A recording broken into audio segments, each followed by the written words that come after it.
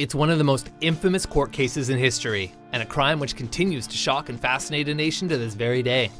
You don't have to testify. Welcome to WatchMojo's Top 5 Facts, and today we're counting down our picks for the top 5 Charles Manson facts. I see blood in here every day.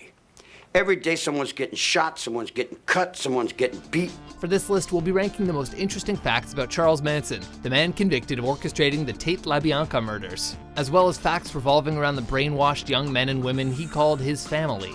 These brutal and senseless acts of violence would take much more than a few minutes to explore fully, but these are 5 facts about Manson and his family, which will hopefully offer up some intriguing points of discussion. The only thing my mother taught me was that everything she said was a lie.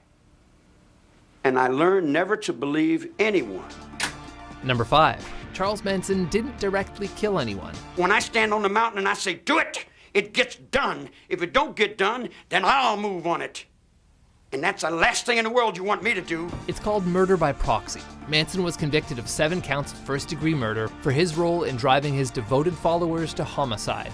That being said, Manson wasn't directly involved in all the events which took place on August 9th and 10th in 1969, although he did accompany his group on the second night. A small, bizarre character named Charles Manson was charged with provoking his apparently fanatic followers to commit the crimes. Instead, he manipulated and ordered his followers to commit the Tate-LaBianca murders in his name, capitalizing on the almost messianic hold he had over his so-called family. And when I got out, all your children would come to me because they never had anybody tell them the truth. This was thanks to the group's communal, cult-like existence on the Spahn Ranch, where Manson and his family often indulged in heavy psychedelic drug use and orgies, all of which Manson oversaw as the unquestioned leader.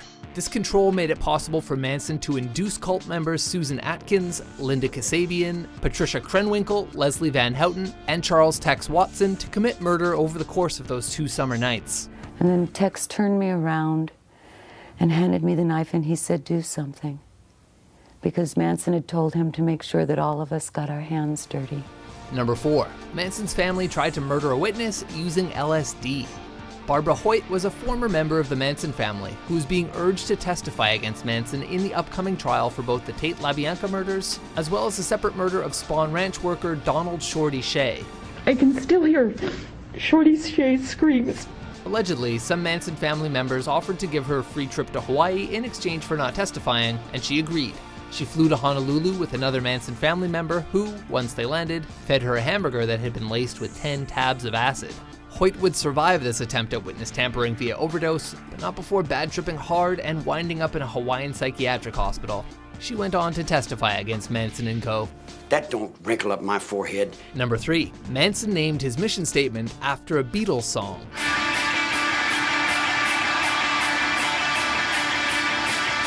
The members of Charles Manson's family wrote a number of words on the walls of their victims' homes in blood, most notably a misspelling of the famous Beatles song Helter Skelter.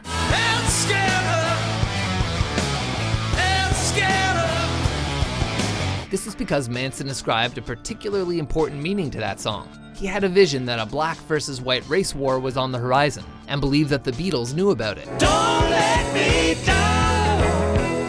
He told his followers that the Fab Four were passing coded messages directly to them through the White Album, and took Helter Skelter to describe the grand race war he prophesied.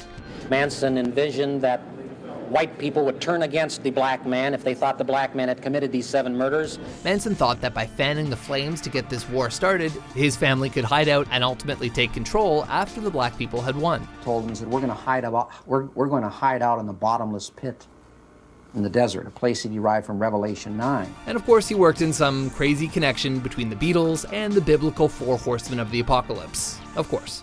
And quoting Manson, we'll send Blackie on his way to picking cotton, and we'll take over the leadership of the world. Number 2. Manson wanted to be a rock star. Manson did some recording, but nothing came of the sessions. Nope, he didn't always want to be a cult leader. He just wanted to rock. In fact, he made numerous recordings with the family and was arm's length to some popular musicians. Manson developed a relationship with Beach Boys drummer Dennis Wilson. Wilson lived with a number of women at his California home, 2 of whom were hitchhikers he picked up who belonged to Manson's family. Wilson began collaborating with Manson. They came to the ranch, lady. I didn't go to them, they came to me. You're stealing my music every day. You're writing my songs, you're playing my game. Most notably, the Beach Boys recorded a song called Never Learn Not to Love, which was adapted by Wilson from a Manson tune. I'm your kind, and and I see. Manson wrote and recorded many songs in the 60s, some of which he petitioned other artists to record, and others which have gone on to be covered by such acts as Guns N' Roses. Look at your game, girl. Makes you wonder, if Charlie's music career had gone a little better, would he have ever become a cult leader? Manson was always bitter that his music would remain unheard. Number 1. Charles Manson was almost a sideshow attraction. The infamous legacy of Charles Manson reared its head once again in 2015 when it came to light that a 25-year-old woman named Afton Elaine Burton, referred to by Manson as Star, had become engaged to the 80-year-old convict. Well, because I love him, and I've got half a brain. Star was the proprietor of a pro-Manson website and Facebook page and had been visiting Manson in prison from the age of 19, claiming to be in love with the environmental texts he had written while incarcerated. Charlie is all about ATWA, which is air, trees, water, animals. Moreover, Star believes Manson is innocent of the murder charges and was determined to marry him. The two even received a marriage license. She really loves Charlie Manson. Bottom line. Manson eventually called off these nuptials when, according to crime writer Daniel Simone, he found out that Burton had plans to display his corpse in a glass case as a Los Angeles attraction, charging spectators to view him in state. To be fair, there's very little to back up this claim, but honestly, nothing would surprise us when it comes to this guy. The New York Post also reports that Manson is angry at the idea because he believes he is immortal. So, did you learn anything about what Time magazine calls one of the biggest crimes of the century? Would you pay to see his preserved corpse? None of the TV shows have ever picked that up. I don't know why. For more prison visiting top 10s and drug burger top 5s, be sure to subscribe to WatchMojo.com. And leave something with you. Leave a sign to let the world know that you were there. Have a good day.